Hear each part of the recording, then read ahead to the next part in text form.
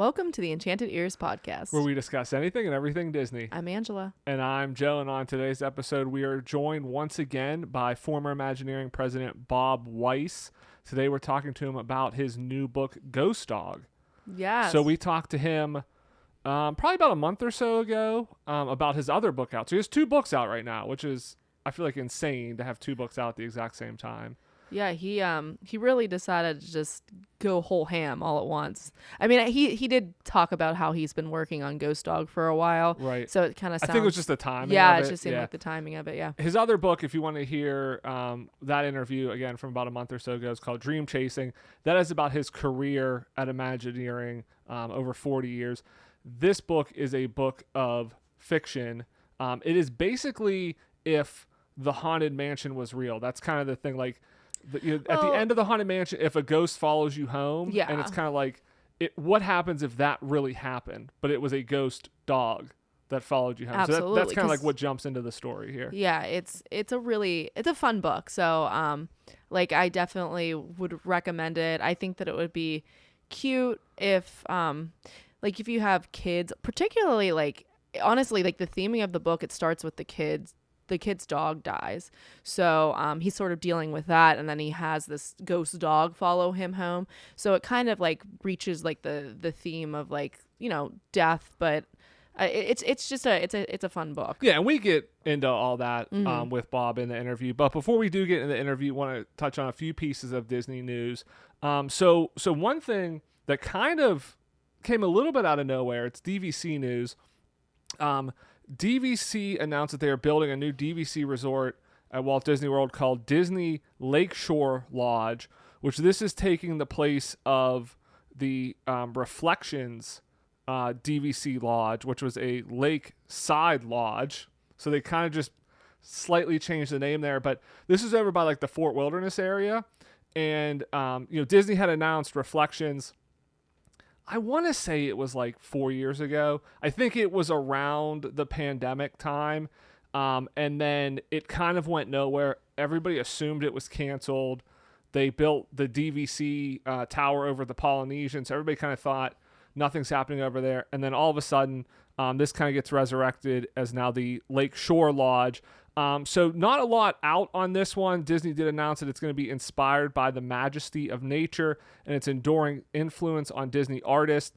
No real new concept art or anything, but the old DVC, when it was Reflections, there were rooms that were inspired by Bambi, Brother Bear, Fox and the Hound, and Pocahontas. So not sure if they're going to stick with that theme and just kind of have a different name or not, but pretty surprising that the Polynesian sales must be doing well if they're already building a whole other DVC resort over there. Yeah, this is interesting, and I'm always looking for a way for them to inject more Brother Bear into the parks, because I think that's a underappreciated, underserved Disney movie, so I am excited about it. Yeah, so it'll be interesting to track this one. They said it's going to be open in 2027.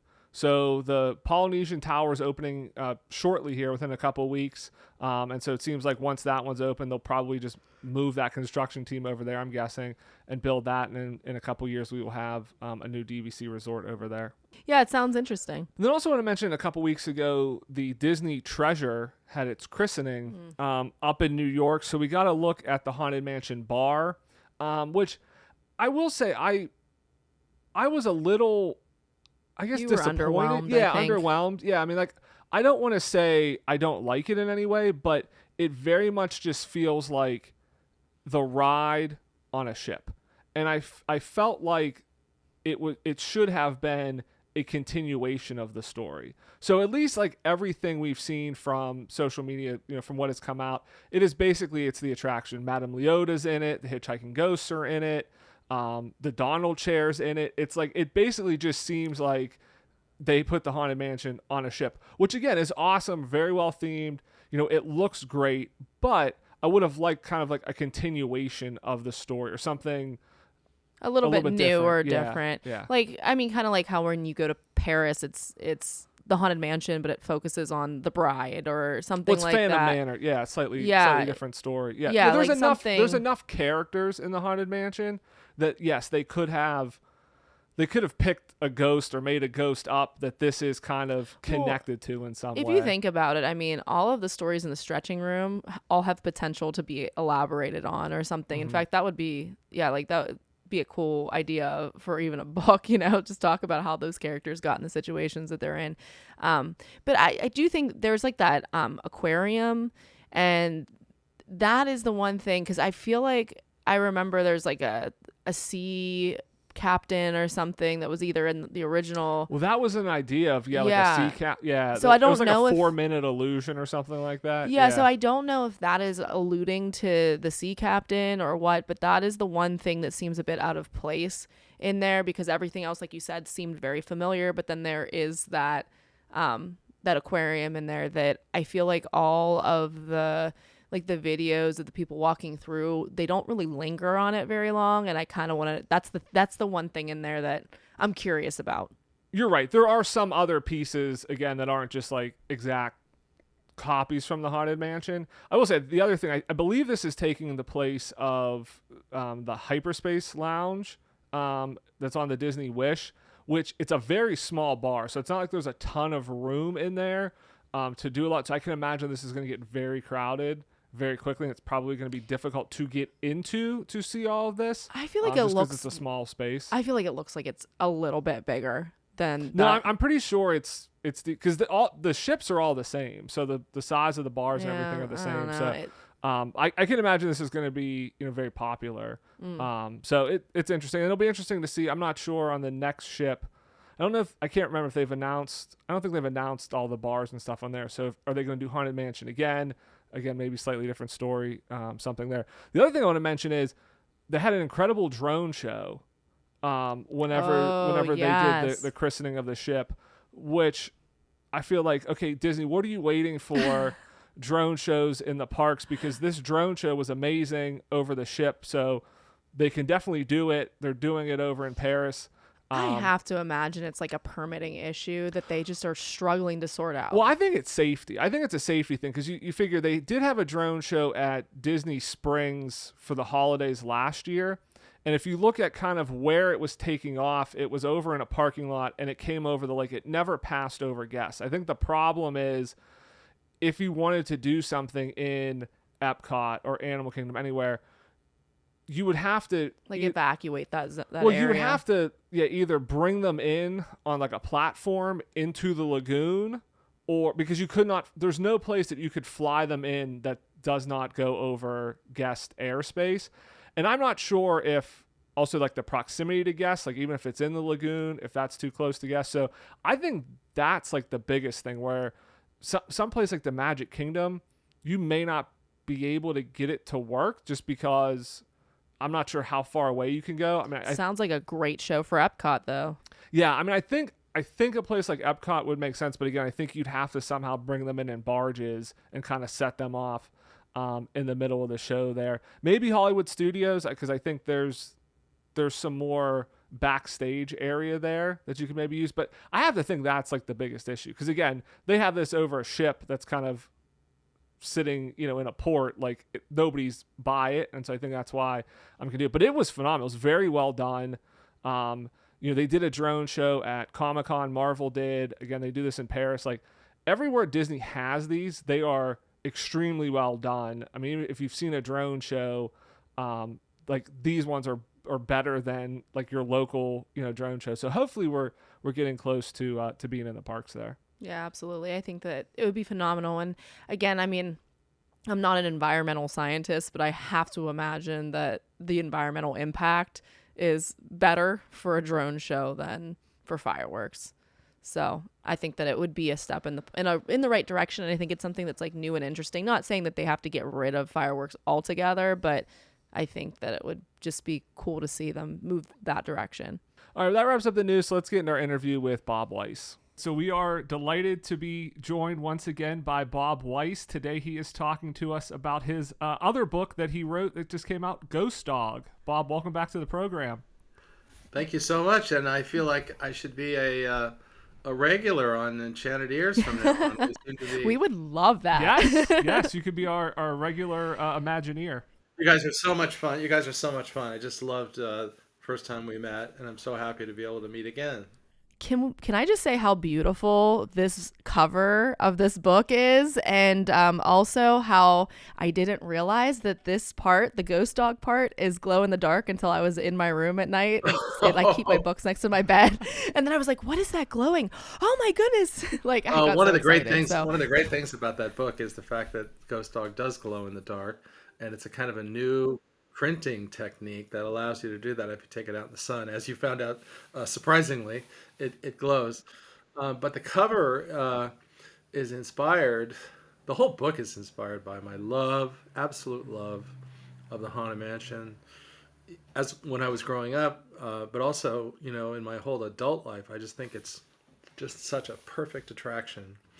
And I happen to have met in the last couple of years uh, Tanya McKnight, who was one of the original designers on the Haunted Mansion, and uh, she designed the wallpaper, that beautiful purple wallpaper Okay. that's through the mansion. no, And Oh, it's iconic, I yes, guess. I did not know her before, but we were inspired by the wallpaper. And if you look inside the inside cover of Ghost Dog, it has that wallpaper, but it's all little dogs. yes, it is. So It's so we had cute. a lot of fun. So and We yeah, for had a the lot of fun YouTube doing it. watchers, yeah, it's Yeah, if you see it, So it's yeah, did it's you all. beautiful. design the front cover then? Was that your kind of design with the It glow was in the it dark was and my everything? inspiration, but the designer of the book is Nancy Bossert. David Bossert is a long time Disney animator, um, who worked on The Little Mermaid, worked on many of your most um, beloved Disney movies. And he and his wife Nancy are amazingly talented. They started their own publishing company a few years ago. It's called Oh, nice. Old Mill Press, and that's who published it. But Nancy is the designer of the book, and George Scribner, who is a amazingly talented Disney animator. He's the guy who directed Oliver and Company. So who better to go to than someone who knows dogs really well? And so For the he did illustrations. Okay, Yes. we perfect. did 32 Yes. illustrations for the book, all with wonderful dogs, and so I'm probably getting ahead, but I'm just so excited about Ghost Dog, and so far the reception has been just so gratifying. And as you know, I've got Dream Chasing out from Disney at the same time, so who could be happier than to have two books out at the same time? I was gonna say, Yeah, was you was that the plan? I feel like writing one book is a big enough challenge, and you have and two at the same time coming and they're out. completely different because you have a nonfiction book and a work of fiction. I feel so lucky to have it. So go ahead. I'm so excited to have them both out. Yeah, it's really awesome. One thing that I really did enjoy about this book too is just the historical like context that you have in here. So even though you might be like cracking this open expecting just, I mean, you're going to expect to see the Haunted Mansion, but I loved the like how you like found the place in time. Could you talk a little bit more about that? Because I thought that was one of the one of the really interesting, exciting parts of the book. Thank you. And Ghost Dog actually started for me before Dream Chasing.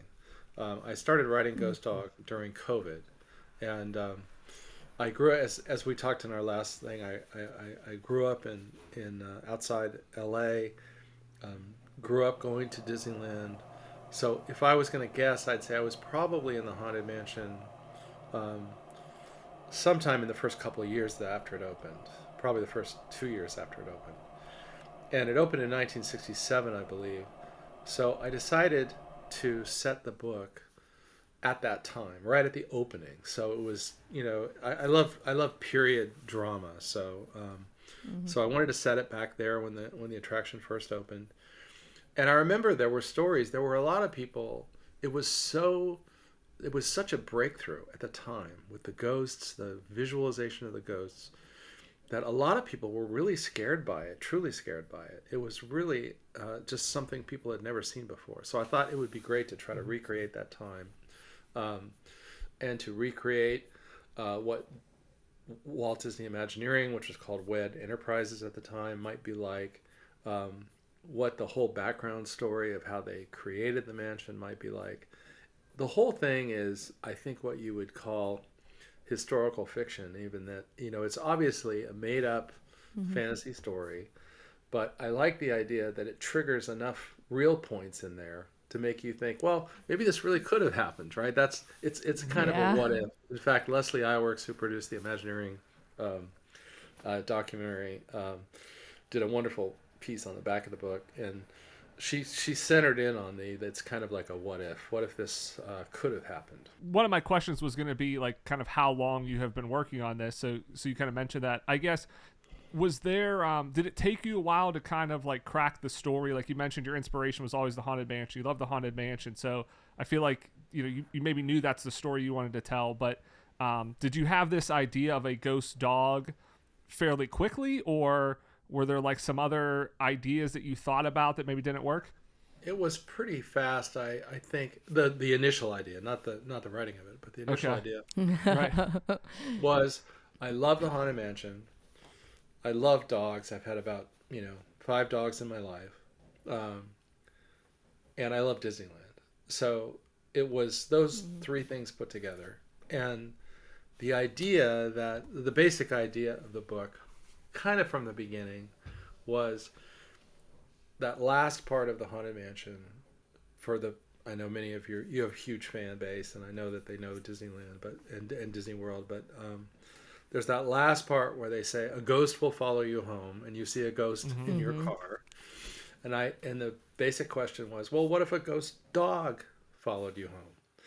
And that led to the idea that, well, who's in the car? And I thought, well, what if it's, for those of us who love dogs and have ever had them die or had to put them down or lost for some reason, it's an incredibly traumatic thing. And I said, well, what if this is about that time when this kid has lost a dog and his parents take him to Disneyland to make him feel better, and a ghost dog somehow senses that in the Haunted Mansion and follows them home? And what would it be like if you're at home in a regular neighborhood in Southern California and you have a dog that's a ghost? And so from then on, it's difficult because you're trying to construct a story, which I'd never done before, like on this scale. But there's a pretty good guide map of what you want to try to do. And I knew that I wanted to see what it would be like for them at home. I got the idea kind of as I was writing, how funny it would be to do some fun things, like have them go back to Disneyland and have a seance to try to give the ghost back to the Haunted Mansion, and it fails. How great it would be that suddenly they realize that they have to go back to some of the original research locations and re-energize the original ghost to take the dog back.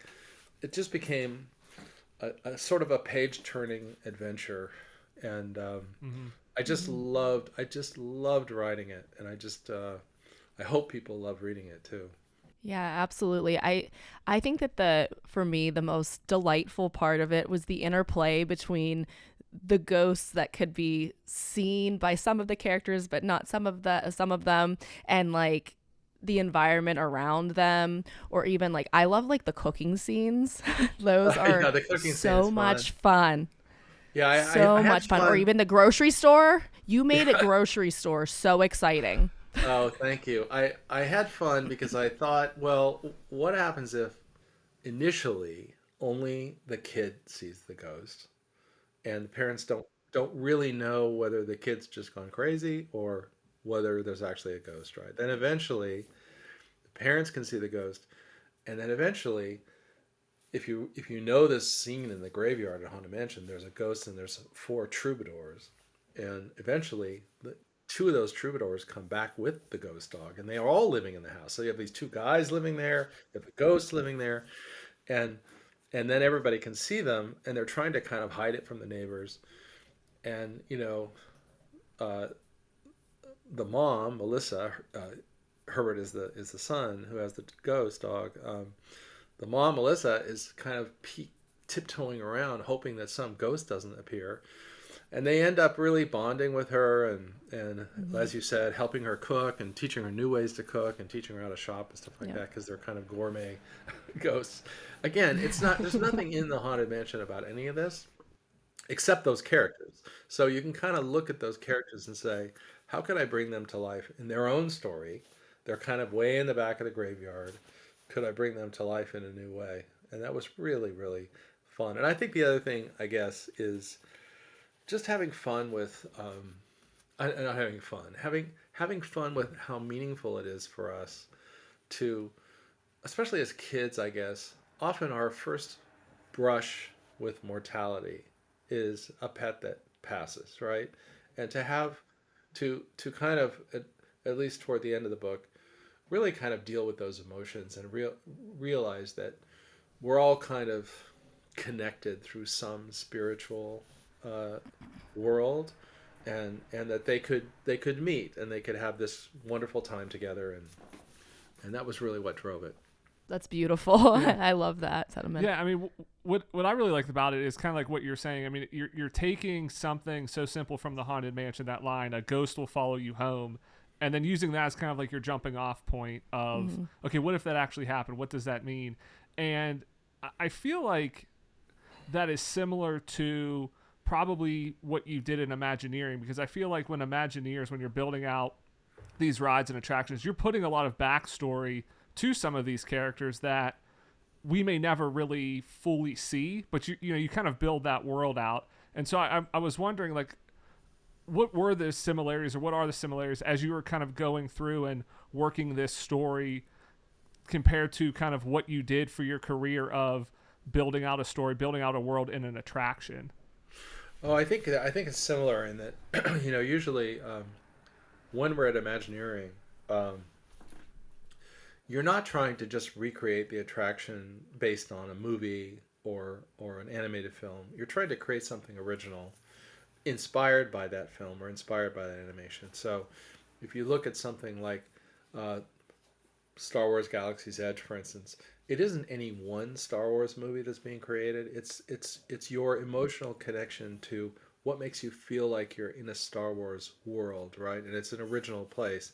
Um, and we do the same thing with Marvel and so many things. So I think in this case, trying to kind of do the reverse, go into an attraction and find a, a great character. And I don't know. I certainly do not know. I have no way to channel Mark Davis, the great, attraction designer, to think about what he was thinking when he created the Troubadour Ghosts, which have a dog there barking and a cat yowling. I don't know that, but you could see Mark as a great storyteller must have had a great thing about doing that. He must have loved the characters. I only have one drawing that Mark Davis did of those characters, so it was a great way to kind of give them their own story. So, I'm thinking ahead now, but there's lots of dogs like this. There's a dog with the keys in the Pirates of the Caribbean. We don't know. We know he has the keys in the jail, but we don't know where he came from. We don't know Why? what his history is. Right. Why? So, what's the why behind those characters? Can we make something fun with them? So it's Yeah. fun. Yeah, I was gonna ask that. Any plans for additional books on, Yes, like, definitely. exactly like you said, kind of? Okay. I'm already working on one. Um, Nice. I can't tell you what it is, but I am working on one. Is and it we have- Ghost Cat, the sequel to Ghost Dog? I was just in Orlando, was dream chasing, and I went to the international convention of the Amusement Park Association. I went to Club 33. I went to so many places. I went to University of Central Florida. I went to so many places to sign books. We estimated in 1 week I signed 1,200 copies of Dream Chasing. Oh wow. But Wow. I got a lot of comments about Ghost Dog, and a lot of people showed up with a Dream Chasing book and a Ghost Dog book, which was like, Ghost Dog. Oh. Okay. how could the world be better than that, right? Um, Yeah. but there were a few cat lovers that said, "Well, what about Ghost Cat?" uh, but the only thing I can tell you is the next one has the same characters again, but the second generation of the Ghost Dog was born at the end of the book. But the second generation of the Ghost Dog, in a different situation, also connected to Disneyland. That's all I can tell you. So Oh, nice. Okay, I'm very interesting. excited. Yeah. I've also had about what, one, two, three. Yeah, I've also had 4 cats in my life, and I'm a big cat lover too. So why not? Yeah. Yeah. Yeah. They're such, I always especially after we had our first cat, I called them house aliens because they're just so strange. It's like they're from somewhere else.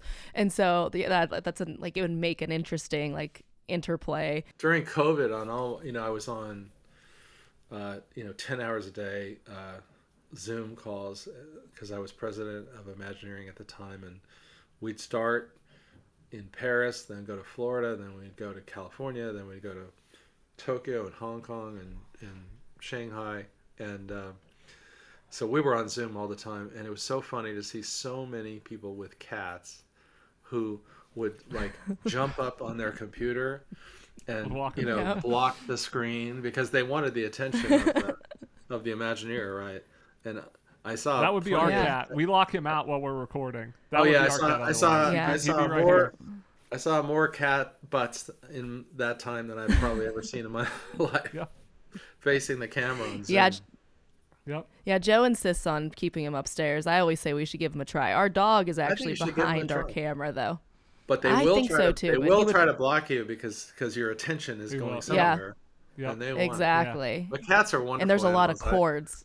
I love all pets. I love dogs. Yeah. I've had some wonderful dogs. All of them rescues, actually. And I've had, like I said, I've had cats, and they're very special. They're so different, right? As pets, they're such different personalities. And that's what I kind of enjoyed about this book was capturing that love we have for our pets, and that you'll do anything for them, and they're kind of an amazing part of our life. Did you put any kind of personality traits of your own dogs into Ghost Dog? Oh yeah, I absolutely did. I absolutely do. I tried to give the Pierre, those things that I remember about my dogs. What they do, how they wander around the house, how they discover things, how they play with things.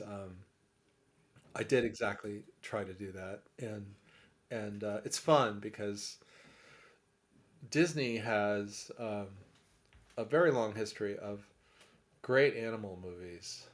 From That Darn Cat to Shaggy Dog, and so many great animal movies, and so I thought that the personality of the animal related to the family and all that was really critical. So once in a while, I just try to channel myself. Okay, what would one of my dogs do at this moment?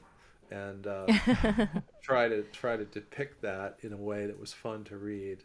It's different because you're not watching a movie; you're trying to write it. But this ghost is a dog, and they have personalities, and they have certain techniques that they use to see the world, and that was really fun.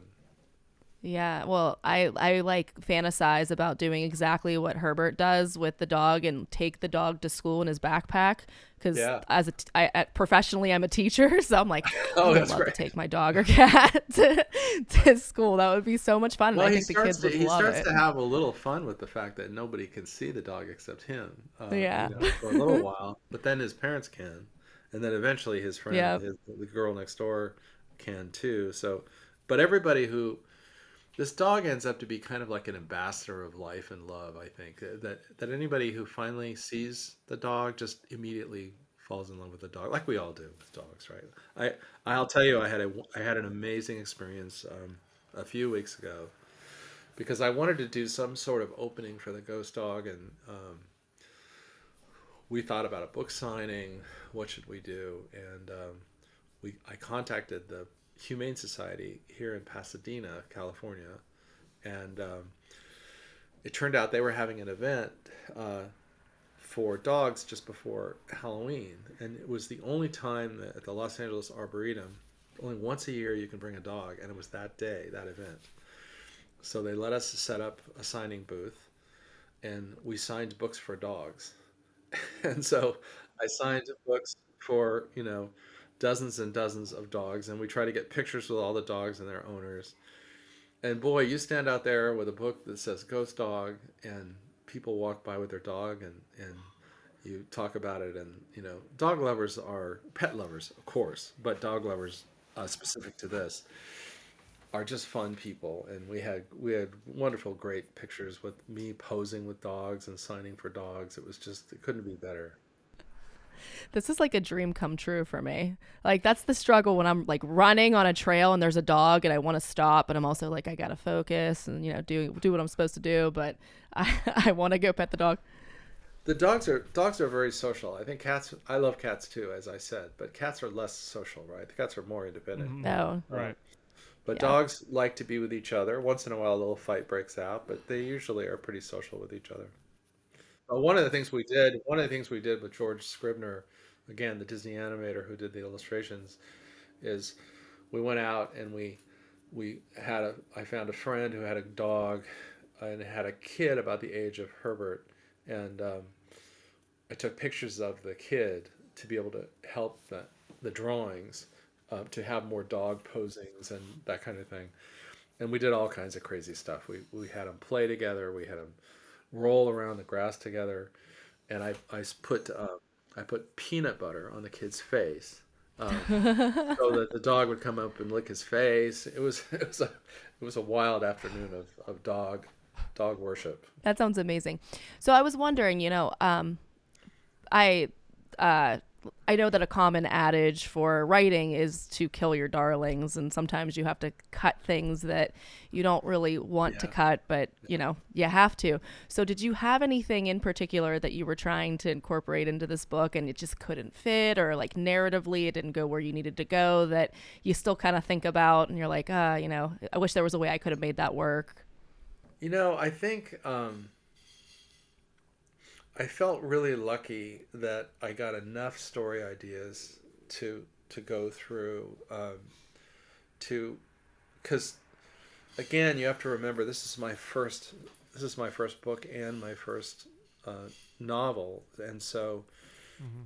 I was trying to figure out, okay, I know what I want them to do at Disneyland, and I have an idea about Mm-hmm. that. I know that most of the story probably takes place at their home. Um, I think the inspiration for me was when I started to realize there was a character who was one of the early Imagineers, and it gave me a whole storyline to take them to Imagineering at the time, and eventually to get them to in kind of trying to investigate who this dog is, and how they can get it back to where it's supposed to be. I think once I had that storyline, there wasn't really a pressure to make the book shorter. I think the book turned out, I don't know how you feel after you've read it. I think the book turned out to be about the right length. It's about 250 pages. It's kind of in the young adult category, maybe a little broader even family than Harry Potter. But it's shorter, obviously, than all the Harry Potter movies, which I respect so much, or books, which I respect so much. But I think I got to do it. I think what occurred to me along the way was how many other Disney dogs are there that could be in stories. So I'm still, we're going ahead with the second one. You always, I think the biggest challenge for me is, how do you make a story a page turner, and hopefully you experienced it like this. How do you make people want to go to the next chapter and keep going through? You don't want them ever to get lost. And so I was always trying to move the action forward. In screenwriting, they often say, come into the scene late, meaning when it's already started, and go out early. Go out before it's resolved. And that means they have to keep moving forward in the movie, right? And so I try to do that with the book. The other thing that might be fun is, if you look on YouTube, and you have great fans, so they already know this. You can find the original recording session between Exitencio, who was the guy who wrote Yo Ho Yo Ho, Pirate's Life for Me, did so much work on the Haunted Mansion. You can find the original recording session between X and Paul Frees, who's the narrator for the Haunted Mansion. And it's all the way back to 1965 or whatever. And it is hilarious because you hear them talking, you hear the famous voice, Paul Frees, from the Haunted Mansion. You hear X directing him. You hear him talking about the script. A little bit faster, Paul. Let's try to, you hear all these different takes that you'd never know when you ride the ride. Um, and I love this recording so much. that when I was in Shanghai and we were building Shanghai Disneyland, at the darkest, most depressing, most difficult times, when I was driving home, I would turn on this recording and just listen to those two guys banter. So I'd encourage anybody to listen to that recording. It's Paul Frees and Ex Atencio, and I know it's on YouTube. It's not a video; it's just an audio recording. But that's when I decided to open the book with the audio recording of at the Disney Studios, which I kind of adapted from the real thing and then had it kind of go in a fantasy direction. Um, but it's just joy to me to be able to. There was a point, I did a lot of things at Imagineering, no question about it, around the world, and I always thought, you're never going to do anything as good as the Haunted Mansion. Those guys were geniuses. And I said, well, if I can't do another Haunted Mansion, I can write a story about it. So that was what motivated me. That's awesome. Awesome. Well, I do want to ask you an Imagineering question Yeah, before of course, we let you go anything. here, because it seems like we are kind of, especially in Orlando here, going through, the next few years here are going to be a probably big expansion. Universal's opening a new theme park. Disney's announced a lot of new attractions and everything. What are your kind of thoughts on the industry as a whole? Like, it seemed like there was a few years not a lot happened, and now it just seems to kind of be exploding again. Well, it does go through ups and downs. There's always cycles, and I think the only thing we're seeing really is we're seeing another cycle, but we're seeing a cycle that's maybe amplified by COVID. So a lot of stuff was, at least I know at Imagineering, we had done multiple billions of dollars of work before COVID, ready for all the parks around the world, and we put it all on hold during COVID, and then we slowly brought it all back. So all of that work, Frozen Land in Paris and Hong Kong, and Marvel campuses, and so many of those projects finally all got done. They all got done in the last couple of years. The Treasure was the last cruise ship that I worked on. That just, of course, had its big unveiling. So maybe that cycle got pushed out a little bit because those projects took longer because of COVID. But then you have a dip, and then it builds up again. And it always builds up again. And it's usually, Universal builds up and Disney builds up. And so, and Lego, other parks around the world build up. So it is very cyclical. And so we're seeing a lot now, but I don't think it's unusual in the cycle. And the other thing I would say is, people say, well, what's the balance? And maybe you're thinking about this too. What's the balance between preservation and new, right? So a lot of stuff gets announced and it's like takes over part of Disneyland or Epcot or something. And I like to remind people that Walt Disney himself, who said, what I love about this is Disneyland will never be finished. It's always, a thing we can keep working on. And even in Walt's lifetime, which, Walt was only in the theme park business for 15 years before he died. So, but he redid all of Tomorrowland. He redid all, so many things, even in his lifetime, that Walt felt that we should always keep moving forward. But now I think the Imagineering challenge is different.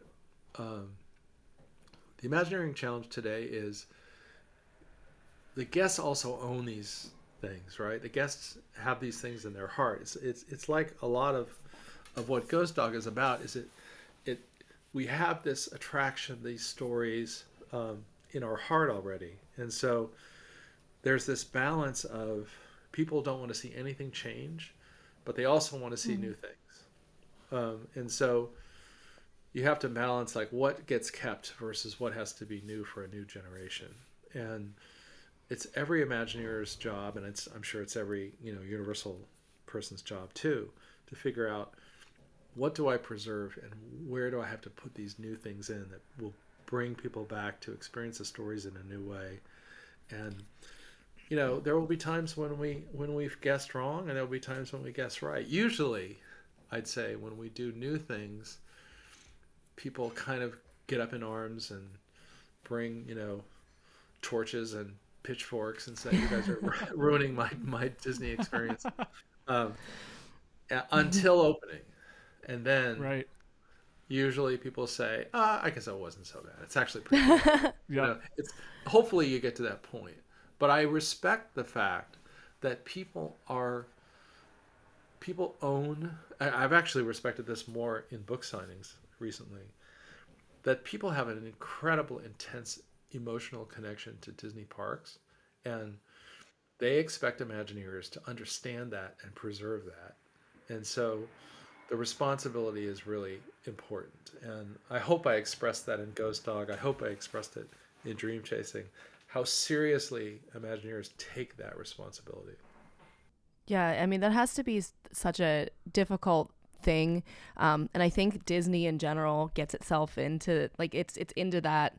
Even whenever they release a movie, they release a sequel, people are hoping that they push the character forward and they do something fun and interesting. And it's like, if they don't, then it's a lot of pressure. Yeah, it's a lot of pressure, and it's important. It's not just fun. It is important to people's lives, their grandparents, their kids, their childhood. You're dealing with an immense importance to people's hearts, and I think everybody that I've ever known at Imagineering, everybody that I know from other parks, from Tivoli to Universal to Lego, they all take it really seriously. Has anybody pitched an idea on like a classic attraction that immediately you were just like, no way, like we can't touch that one? But somebody's like, I got a good idea. No, I think that there's always that, and there's always a sense of, is this, well, one of the things that you come up against a lot of times is one more person going to come through the gate and do this? It's 100% occupied right now, so do we need to do this at all? And sometimes you do things. Sometimes, it was a rough decision to do Tiana's, not because it was a hard decision in itself, but because it occurred in the depths of COVID. It was in the all the parks were closed, everything was down. And to make a decision to do a change like that and a huge investment, both Walt Disney World and Disneyland, we all sat around and kind of held hands and said, you know what, the timing is right, it should be done. And it's a great idea, and it's a character that people now love, young girls, young boys who've seen those movies love. We want to do it. But that was a really tough decision to make. So now that we're out of COVID and we've kind of survived, it's joyous. I mean, I went to see it at Disneyland with the team a few weeks ago for the first time. And it's a joyous, wonderful celebration of a new thing. And it's still a fantastic ride, right? But it doesn't mean that there aren't people who disagree. The question is, will they still like it and go? But, the classic story I always like to repeat about Disneyland is that they moved a park bench one time, and they got a bunch of letters from people saying, you can't move that park bench. That's the park bench my grandparents got engaged on. So that's the way people feel. They have an incredible. So we're kind of the Smithsonian in that we have stewardship over history. But as Marty Sklar once said, actually he said it at his last D23 he went to, and I was there with him.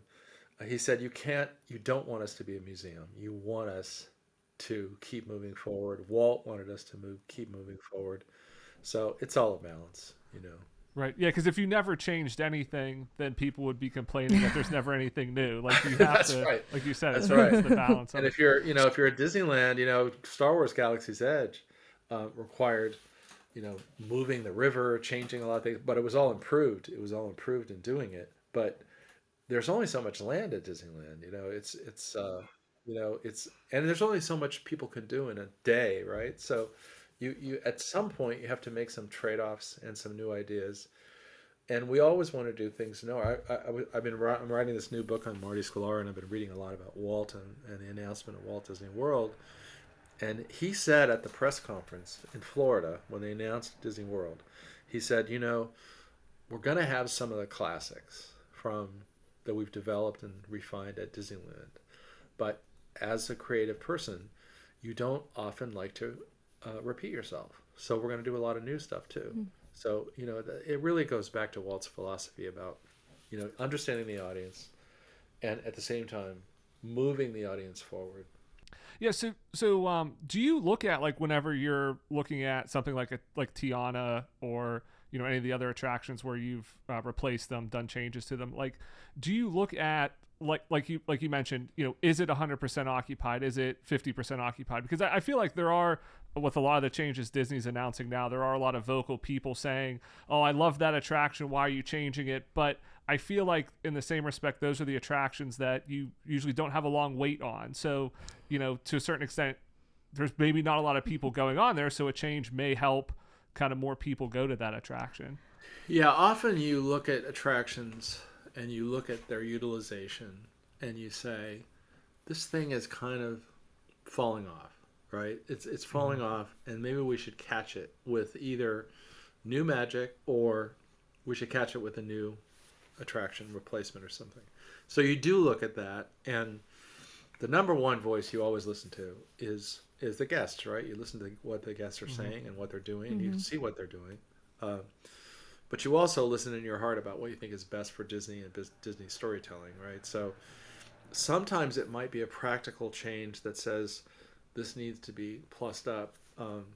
But sometimes, and I'll use the example of the Tower of Terror at Disney California Adventure. The Twilight Zone Tower of Terror at DCA was 100% utilized. There wasn't a single unit of capacity that wasn't utilized on that thing. And yet we decided there that we wanted to do something with Guardians of the Galaxy, and we thought it was a great venue to do it in. And so we made the argument that even though you don't need to do anything to this, it's great, everybody rides it, everybody loves it, that it was a great way to bring in a new thing for our guests, particularly in California, where people are very high repeat audience. And we had a whole lot of people objected. One thing about Disney guests, don't worry about hearing from them. They will find you and they will tell you what they think. Yes. So a lot of people told us what they thought, and they thought it was, there were quite a lot of people who thought it was a terrible idea. I love the Tower of Terror. And it kind of all dissipated once Guardians opened. Then they said, "Oh, well, this is fun. It's just as fun as the old one, It's right?" great. So, Yep. so I think, maybe we probably won't do the same thing with Twilight Zone Tower of Terror in Florida because it's the original. But it's always a judgment call about what's great for that market at that time at that place. And the only thing I can say is that all Imagineers and park leaders work very closely together, and they always try to do what's right. It's never an expedient, fast decision. It's a very thoughtful, long. There's lots of debates. There's lots of analysis, but eventually, when we do something like that, we're trying really hard to do what's best for the park and the audience. Yeah, you mentioned you were down in Florida for the international. Is that the IAPA? IAPA, yeah. International Association of Amusement Park Owners, or something like that. Yeah. And so I know that's where a lot of, like, new technology is demonstrated, that sort of thing. Anything that you saw that's kind of excited you for the future, that, like, hey, 5-10 years down the road, we're gonna have this new ride system that's gonna blow people away? Yeah, you see a lot of new technology. You see it especially in new immersive interactive techniques that weren't available before because of new technology or AI or things like that. Storytelling that you can broaden, the experience, giving people more personal involvement in telling, in shaping their stories. I think that's a huge trend. Obviously, there's always new developments in the ride area. The big leaders like Vekoma are great, and they always have new products to show that you look at. I think the way I was with a group of students, and I said, this is the way you walk through IAPA. You're not looking to buy anything that's here. What you're looking for is somebody's got a germ of an idea, and what could you do with that as a creative person, as whether you're at Disney or someplace else? Is there something there that you could create from that? It's not necessarily what they have, it's what it inspires you to do. Or is there some idea in your head that you've never figured out how to do, and it looks like this engineer or this company or whatever has an interesting way to possibly figure it out, right? So it's IAPA is the convention floor is the beginning of a discussion. For many amusement parks, it is a purchase. You buy a roller coaster or you buy, a ride or something. But I think for the major park people, it is more about, can I be inspired with something new that I haven't thought about? But I'll tell you, my fun thing about IAPA is you could have the cutting edge AI, new technology ride system, all that stuff. And you could have somebody who makes nacho makers and has made them for 20 years exactly the same. It's both ends of the scale. It's like a high school reunion for everybody in this business. Everybody gets back together. They all love each other. They've all known each other for 30 years, and it's the highest tech and the lowest tech all on the same convention floor. Yeah, you should podcast from there. Next year you should podcast from there. That would be incredible. That would be really, that would really be great. cool. You would be so blown away. It is the most incredible, weird, crazy, inspiring, all in the same, million square feet of convention hall. Well, I got one more question for you. Yes, because please. this is my shot to ask somebody that maybe who knows. So I love Spaceship Earth, and there is one scene where there is the young Paperboy who's yelling extra extra, but he's facing away. He's facing away from you. And I've seen videos in the past where initially he was facing towards the guests, and now I've heard like his face broke. That's why he was turned away. I heard kind of story-wise they turned him away, so he's yelling down an alley. Do you know why he no longer faces the ride vehicles there? First of all, you have a very obscure mind. Oh. Just trust you. It's there, yeah. Yes. Oh yeah. I have no idea. I know the newsboy. I know he's there. Things don't just, they can't just turn a figure around because his face broke. So I doubt if that's the answer. I assume that in some renovation, they thought, well, maybe if he's facing away and we're seeing the newspaper or something. But I do not know the answer. I'm sorry. I'm gonna go ride it and find out. But I don't know the answer. Yeah, that's what it seems so odd that I feel like that's the only animatronic, at least it's the only one I can think of in an attraction where it isn't facing you, and there's just something. I'm sure it was probably. My guess is it was a staging thing that somebody who did one. Spaceship Earth is one of those things that's gone through a number of retellings over time. That somebody thought it would be more dramatic if he was yelling out to the crowd or something. But boy, I wish I knew. I'll try to find out for you. Okay. Well, I didn't realize we were asking personal questions here because I had to ask. Because I have to ask okay. I know everybody, I'm sure, comes to you with Imagineering ideas of the things that you guys need to build. Let's hear it. But I think when they announced this new Villains Land and one of the characters that they showed was not Scar, I had a mini conniption because I think The Lion King is so beloved, but it's very underrepresented in the U.S. parks. Like, it's over in Paris, it's well represented. But I have for years said Escape from Elephant Graveyard would be an excellent coaster or something like that. And I'm just wondering, or I've also heard people say, like, you're pitching that idea. Yeah, I am pitching the idea. I don't care. I don't want credit for it. I just want somebody to build it.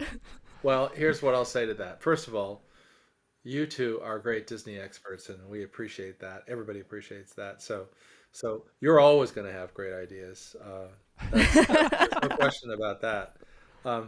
I think with respect to any one character, Scar, as you use the example, when you announce something at D23, you're usually working on fairly early concepts, and usually things go out to the press when the company has decided to do them, but they're not really completely done yet. So they're kind of still in the early stages. You've got a lot of development together.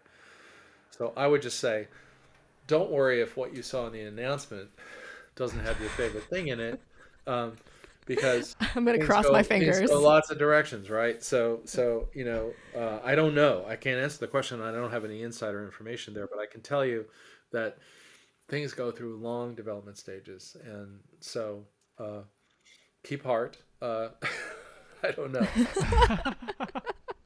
Now I'm an observer, so I'm not the inside expert. So I'll be waiting. Right. Oh with, man, yeah. I'll be waiting with anticipation, just like you, to find out.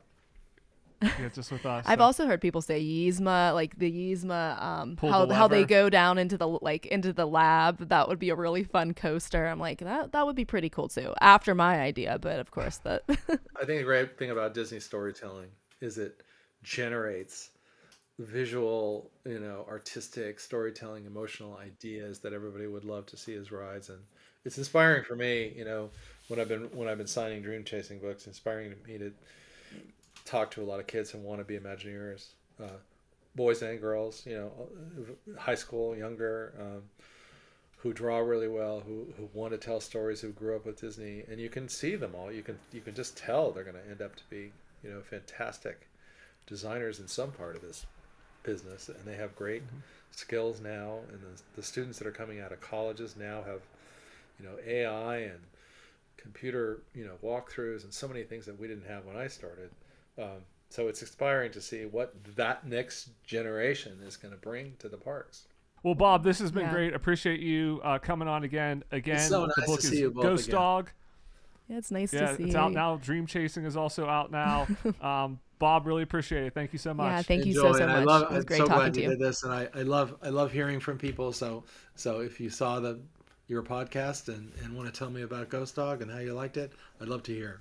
All right, I want to thank Bob again for coming on, talking about Ghost Dog. The book is out now. You can get it on Amazon, anywhere you get books. Like we talked about, great story, great book. His other book, Dream Chasing, is also out now, so check both of those out. But want to thank Bob again for being on the show. Maybe have him on again, it sounds like. Yeah. Sounds like he's willing to come back on as he writes more books or something. So definitely want to have him on in the future. But that wraps up the show for this week. Want to thank everybody again for listening. If you've not done so, please leave us a rating or a review. Subscribe wherever you get your podcast. It really helps, and we really appreciate it. Thanks for lending us your ears. Have a great week, everybody. And I'll see you here next Monday. Bye-bye.